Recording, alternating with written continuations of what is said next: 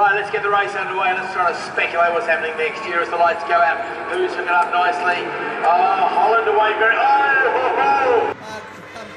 Paul Bailey's arm hand got in the air. there. It looks like it's all sorted now, but yeah, so that was so close there that Paul Bailey actually had to take his hand out of the hold just so it didn't get caught. Ben Holland gave a little bit of a rub there. I mean, I don't think it's deliberate. There was a gap there and he went for it, but no, that was very close indeed as we come down the hill. And we can see it was Fayers who was leading when the flag went out, of course, and now Fayers relegated to second. Holland still there in third, so after that great looking start, he didn't unfortunately follow through with it. As we go up towards 30s for the first time, looks like Peach and Edwards are in front ahead of the Kirby outfit, the Kirby not related outfit. There we go then.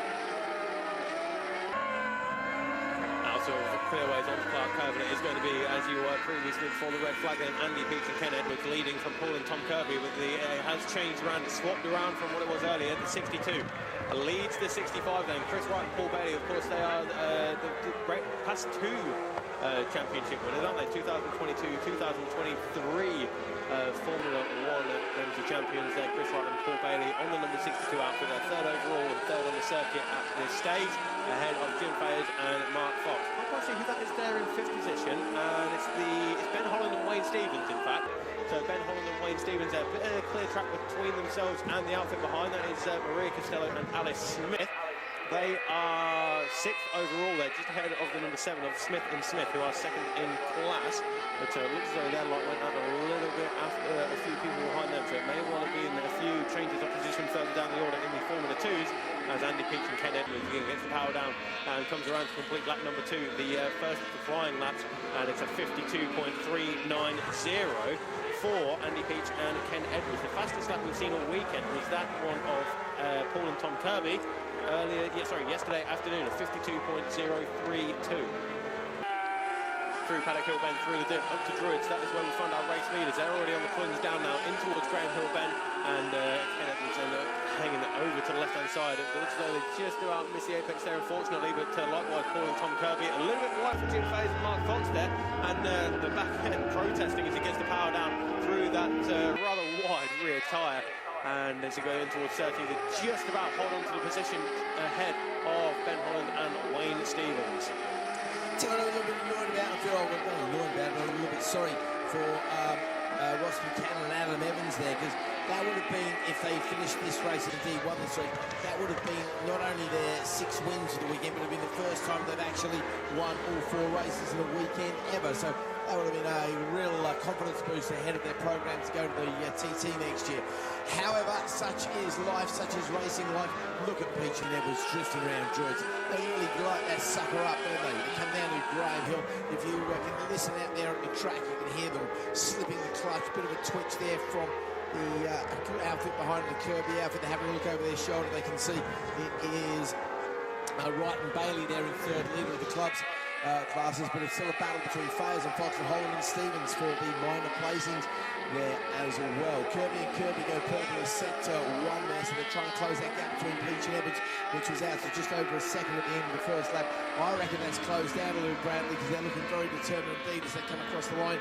They go yellow. The gap does go down below a second, but only just below a second as they pull back a few tenths here, there, and everywhere. Holland and Stevens alongside Fayers and Fox. Yeah. And they've been side by side for pretty much half of the lap there. Jim Fayers and Mark Fox go defensive to have the inside line as they go in towards Druids. Then around Druids they go, and again using the power there to pivot the outfit as they go around Druids. But an inside line for Ben Holland and Wayne Stevens just about move Jim Fayers and Mark Fox off of the line there, trying to get the cutback, and indeed they're getting side-by-side action along the Cooten Straight into Surtees, and Jim Fayers and Mark Fox there have managed to reclaim that position. That is for 4th place overall, 4th in class of course, which is the first of the Formula 2s, is the number 33 of Hegarty and Ludlow, who started from the rear of the field.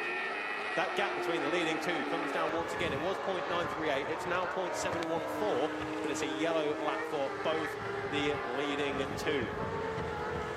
Nonetheless, we are talking about fractions of a second here, because the fastest lap for Kirby, and Kirby's a 4.38, that was a 4.56, so it's not that they're going any slower. right, because here's the guys in front of him going a little bit slow, but only by a couple of tenths of a second. That's the gap. Back marker coming into play here in just a few seconds' time for Andy Peach and Ken Edwards. Paul and Tom Kirby again. You look at that black line being left from the rear wheel of Paul and Tom Kirby as they get the power down.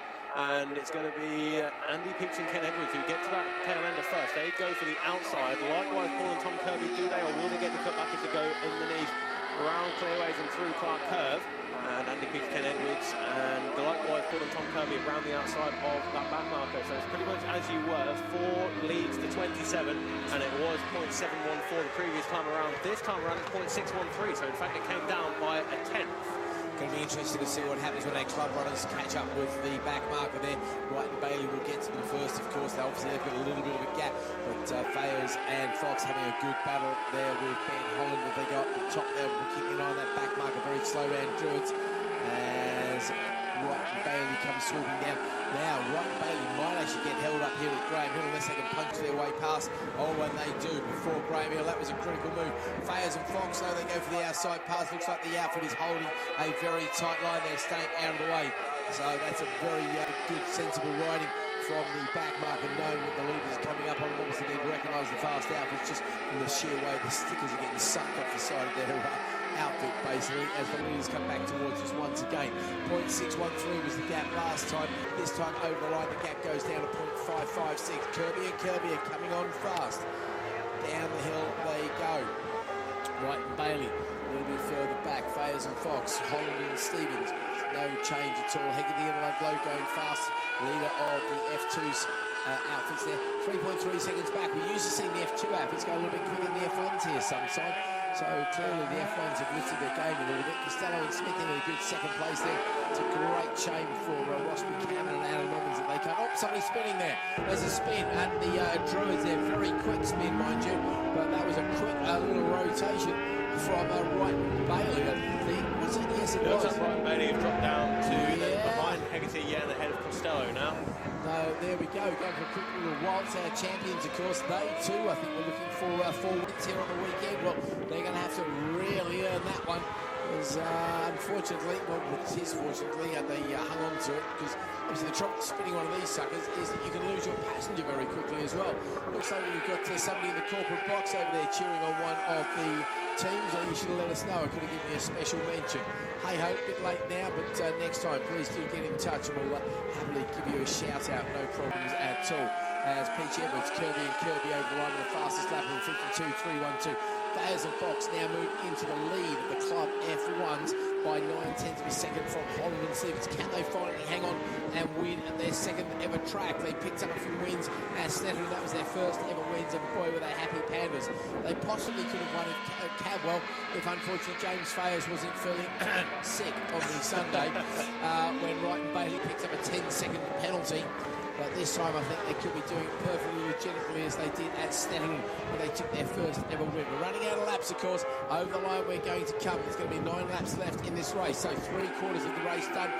Quarter of the race left to go. The gap between Fayers and Fox. Holland and Stevens is out to 8/10 of a second. So Holland and Stevens are going a little bit quicker, but they're not looking like they're going to be in any position to challenge anytime soon.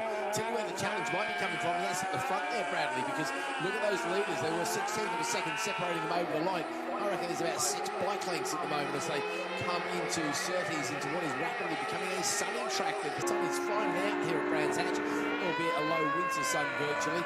They're coming down off of Clearways onto Clark Curve now. And will they have more back markers? They're going to have 2 laps left to go, so might be another back marker to deal with as well. I don't think our club riders need to worry about the back marker, and I have to say, Fayers and Fox are looking very racy there in 3rd place. I think they've opened up that gap, the gap between the last time Holland and Stevens, 8/10 of a second.